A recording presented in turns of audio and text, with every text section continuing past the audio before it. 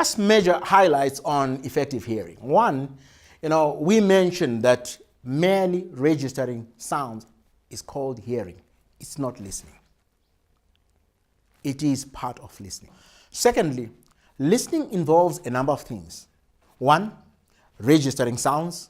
You need to register sounds for you to be a very effective listener. Two, giving meaning to those sounds. Three, understanding what is being said. Four, ability to interpret. Five, concentration. Not just, playing and all that. It doesn't work like that. And six, having a sound mind. I'm sure by now you can see why it is very important to have listening as a subject in schools. Major issues to effective listening are: one, thinking too fast. You must always remember that we think faster than we speak or than the person who is speaking. Two, an incorrect attitude. Three, keeping up appearances. Because we do not want to ask questions, we feel that we're going to look stupid. We just nod, smile, and all that. Meantime, we're not listening effectively. And also the fact that we lack training. There's a lot of training that takes place in schools. You get trained to read, to write, but the skill of listening has been left out because we assume that it is a natural ability. We couldn't be far from wrong.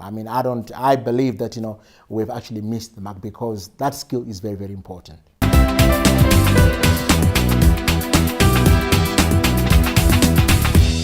Therefore, effective listening entails some non-verbal behavior, which includes things like physical posture. Can you imagine if somebody is talking and you're lying back or you are facing the other direction? Now, that is not listening. In fact, that's actually being rude. I would look at it as being rude, outright rudeness. Eye contact is another one. I know that in certain traditions and cultures, we've been taught that, you can't look at somebody right in the eye. Well, we suggest that, you look at the person in the eye. You might have to put aside your culture here, sorry about that, but there is a need basically to do what? To look into somebody's eyes or when somebody's talking. Three, vocal and nonverbal possibilities. This is very important in terms of nonverbal behavior. I'm not saying that, you should be making noises and, causing a ruckus. That's not the point. But I'm saying that, a nod here is actually, a nonverbal possibility. You can actually nod to show the speaker that you are interested in what he or she is saying. Or you can just, grunt a little bit, not making so much noises and causing pandemonium within the entire, affecting the speaker. But we are saying that, there is that need for you to be communicating because this whole thing is not just a one-way process.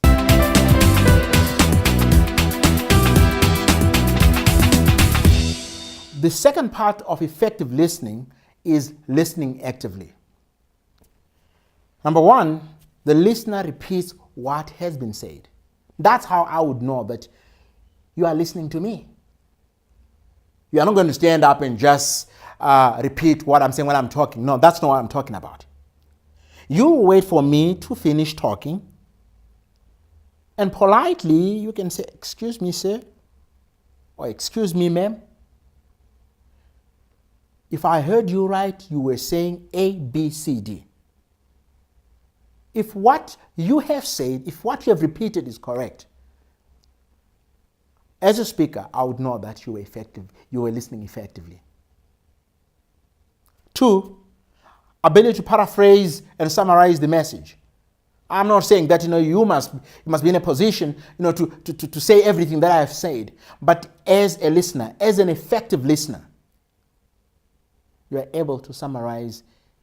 You take out key points of what I've actually said. And thirdly, ability to understand the feelings of the speaker. Words alone are not enough. Look at my gestures. Look at my face. Am I angry? Am I shouting? Am I screaming? You take that whole total context to be in a position to understand, what I'm saying. As an effective listener, you'll be in a position to get, my message.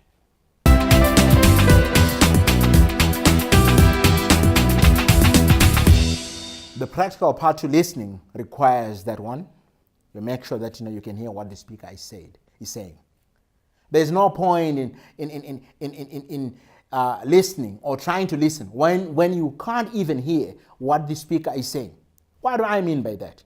If there are noises around you, make sure that, if the windows are open, doors are open, close the windows.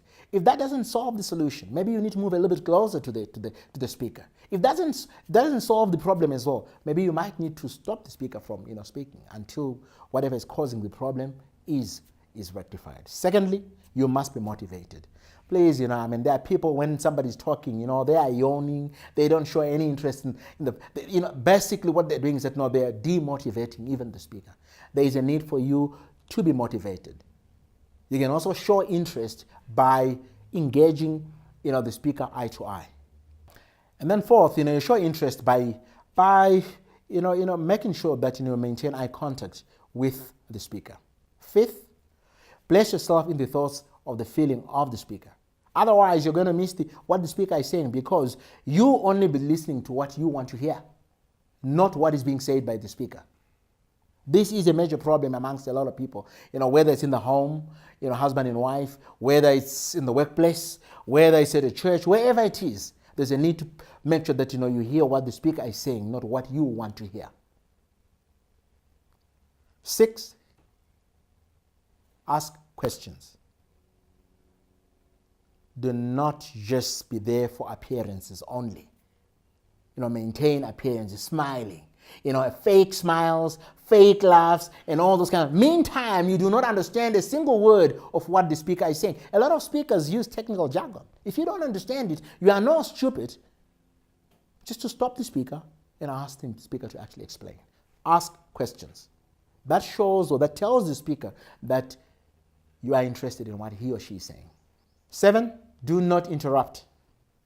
I say this again because it's very important. I've noticed that sometimes when people are talking, before somebody even finishes talking, somebody already interjects. Now that is outrightly rude and very, very bad. Do not interrupt. Do not just pay attention to what is just being said. You need to be in a position to look at what the speaker is saying. Just go beyond. Look at his gestures. Just listen to the intonation. Is the speaker angry? Is the speaker speaking from his heart? What exactly is happening? When you do that, you are an active listener. Reform and summarize what is being said. Now, that has been emphasized over and over again in terms of summarizing. We say that in our last presentation. But just to mention this, reformulate and summarize what is being said. Number 9, while listening, don't think about what you yourself want to say. A crime that a lot of us as humans are guilty of. If you find yourself listening, if you find yourself thinking of what to say when somebody is talking, then you must know that there is a problem. Allow the other person basically to finish, and then you can ask your question. And in implementing the recommendations that we're giving you, the 10th one is that you need to do it naturally. I can give you just an example and say that, look, for example, I spoke about maintaining eye contact. It does not necessarily mean that you've got to look at this person so intently that you make them uncomfortable. You need to balance it out, but you need to make sure that you maintain eye contact. I just want to point out that these pointers that we have actually presented before you are very important. This, the listening skill is actually very, very important. It is the bedrock to quite a number of skills. We cannot become effective managers if we are not able to listen to what our subordinates are saying. We cannot become effective leaders if we don't hear what our followers are saying. We cannot become effective parents if we don't listen to what our children are saying. Therefore, it is essential that listening becomes an important skill that one needs to develop. There are practical ways basically to develop your listening abilities and all that. But first things first, if you are failing to listen to your spouse, your friend, even at home, wherever it is, don't think that you'll be able to listen to anybody, even in the workplace, because you will take yourself the way you are in that work environment as well. The ability to listen is an important skill that all of us should strive to master. We are all guilty one way or the other. Sometimes you find that you do not listen to what your children are saying, to what your boss is saying,